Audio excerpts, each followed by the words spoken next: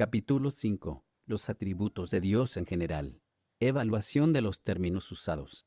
No es ideal el nombre atributos, puesto que transfiere la noción de añadir o asignar algo a uno, y por tanto, se presta para crear la noción de algo que se añade al ser divino. Sin duda el término propiedades es mejor, sirviendo para señalar algo que es propio de Dios, y de Dios solamente.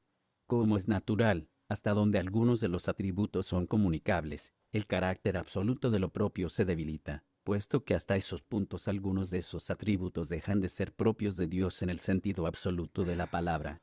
Pero hasta este término contiene la sugerencia de una distinción entre la esencia o naturaleza de Dios y aquello que le pertenece.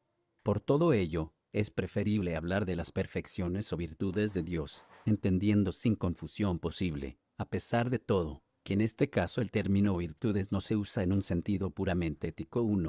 Haciéndolo así logramos seguir el uso bíblico en el cual se emplea el vocablo arete, traducido virtuoso o excelencias, en Pedro 2, 9:2, y evitamos la sugerencia de que algo sea añadido al ser divino. Sus virtudes no son añadiduras a su ser, sino que su ser es la pleroma, plenitud, de sus virtudes y Él se revela en ellas. Pueden definirse como las perfecciones atribuidas al ser divino en la Escritura, o las que son visiblemente ejercitadas por Él en las obras de creación, providencia y redención. Si todavía continuamos usando el nombre atributos, se debe a que es de uso general, y a que ya dejamos explicado que tiene que ser excluida enérgicamente la idea de que algo se añade al ser de Dios. Métodos para determinar los atributos de Dios. En su intento de construir un sistema de teología natural, los escolásticos afirmaban 3 maneras para determinar los atributos de Dios, a las que dieron la designación siguiente: 1 via causalitatis, 2 via negationis, 3 via eminentiae. Por la primera, la senda de la causalidad, nos levantamos desde los efectos que vemos en el mundo que nos rodea, hasta la idea de la primera causa, desde la contemplación de la creación hasta la idea de un todopoderoso creador, y desde la observación del gobierno moral del mundo hasta la idea de un poderoso y sabio gobernante. Por la segunda, la senda de la negación, removemos de nuestra idea de Dios todas las imperfecciones que vemos en sus criaturas como inconsistentes con la idea de un ser perfecto y le adscribimos todas las opuestas perfecciones.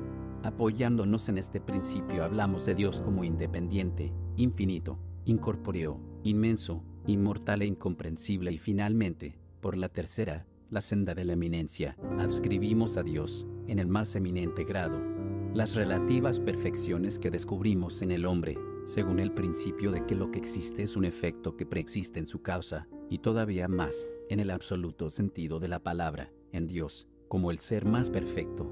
Este método puede apelar a algunos porque procede de lo conocido a lo desconocido, pero no es el método adecuado para la teología dogmática. Tiene su punto de partida en el hombre y formula sus conclusiones partiendo de lo que encuentra en el hombre para llegar a lo que se encuentra en Dios. Y hasta donde lo hace así, resulta el hombre la medida de Dios. Ciertamente este no es el procedimiento del método teológico. Además, basa su conocimiento de Dios en conclusiones humanas más bien que en la revelación que Dios ha hecho de sí mismo en su palabra divina. Y con todo, esta es la única fuente adecuada del conocimiento de Dios. Aunque aquel método pudiera seguirse en una así llamada teología natural, no se adapta a una teología fundada en la revelación. Otro tanto puede decirse de los métodos que para la teología experimental han sugerido sus modernos representativos. Un ejemplo típico de ellos se encuentra en la obra de Mackintosh, Theologias and Empirical Science. Este autor menciona 3 métodos de procedimiento. Podemos comenzar 1. Con nuestras intuiciones de la realidad de Dios, esas irrazonables certidumbres que están inconmoviblemente arraigadas en la experiencia inmediata. Una de ellas es que el objeto de nuestra dependencia religiosa es absolutamente suficiente para nuestras necesidades imperiosas. En todas partes pueden sacarse deducciones, especialmente de la vida de Jesús y de lo que se parece a ella.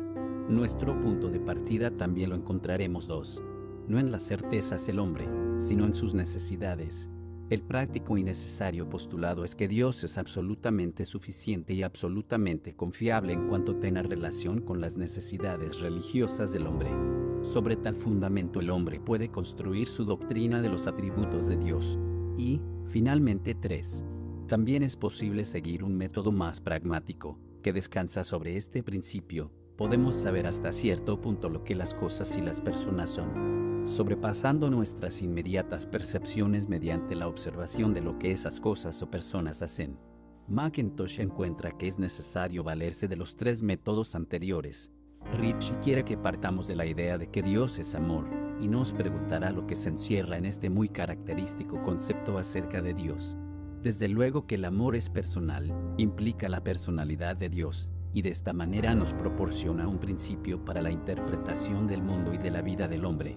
El pensamiento de que Dios es amor trae consigo la convicción de que puede ejecutar su propósito de amor, es decir, que su voluntad será supremamente efectiva en el mundo.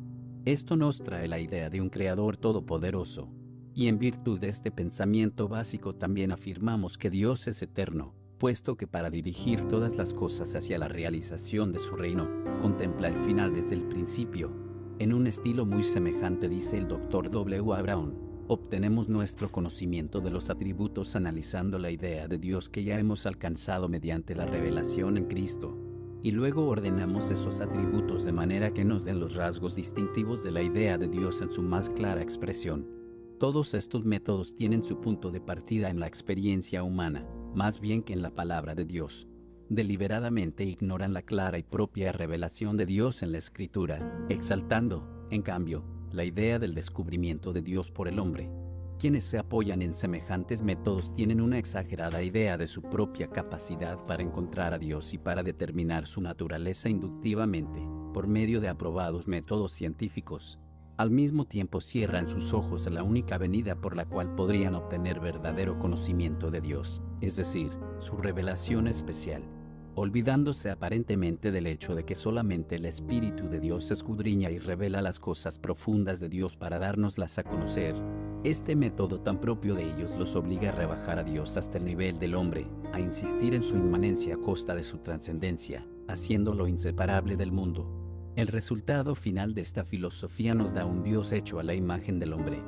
James condena todo intelectualismo en religión y sostiene que la filosofía en la forma de teología escolástica falla por completo cuando trata de definir los atributos de Dios en forma científica, como falla también al tratar de probar su existencia. Después de apelar al libro de Job dice, el raciocinio es una senda relativamente superficial y real hacia la deidad.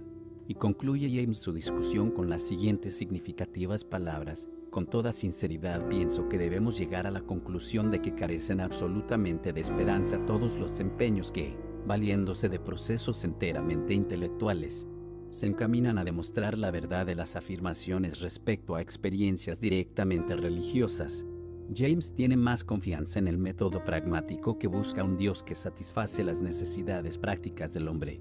En su concepto basta con creer que más allá de cada hombre y en forma inseparable de él existe un gran poder que ve con simpatía al hombre y a sus ideales. Todo lo que los hechos requieren es que ese poder sea otro, y más grande que lo que tenemos conciencia de ser nosotros. Cualquier poder de cualquiera dimensión sería bueno con tal de que fuera suficientemente grande para merecer nuestra confianza al momento de dar el próximo paso. No necesita ser ni infinito ni único. Hasta puede concebirse un poco más grande que uno de nosotros y más semejante a Dios mismo, en forma tal que el actual yo de cada uno no parezca sino mutilada expresión. Todo el universo puede concebirse como una colección de esos poderes personales, de diferentes grados y alcances, sin que absolutamente reine entre ellos ninguna forma de unidad. Así se nos abandona la idea de un Dios finito. El único camino adecuado para obtener perfectamente un conocimiento fidedigno de los atributos divinos es el estudio de la revelación de Dios mismo en la Escritura. Cierto es que podemos adquirir algún conocimiento de la grandeza y poder, la sabiduría y bondad de Dios, por medio del estudio de la naturaleza. Pero aún para alcanzar un adecuado concepto de estos atributos era necesario que volvamos a la palabra de Dios. En la teología de la revelación procuramos aprender de la palabra de Dios cuáles son los atributos del ser divino. El hombre no extrae conocimiento de Dios como lo hace de otros objetos de estudio, sino que Dios mismo es quien le concede ese conocimiento al hombre, un conocimiento dado por el mismo Dios, y que al hombre solamente toca aceptarlo y apropiárselo. Por consiguiente, para lograr la apropiación y entendimiento del conocimiento revelado, es de la mayor importancia reconocer el hecho de que el hombre fue creado a la imagen de Dios y que en consecuencia haya edificantes analogías en su propia vida. A diferencia del método a priori de los escolásticos que deducían los atributos haciéndolos originar de la idea de un Dios perfecto, nuestro método puede llamarse a posteriori, puesto que tiene su punto de partida no en un ser abstractamente perfecto, sino en la plenitud de la revelación del mismo Dios, y a la luz de ella procuramos conocer al ser divino.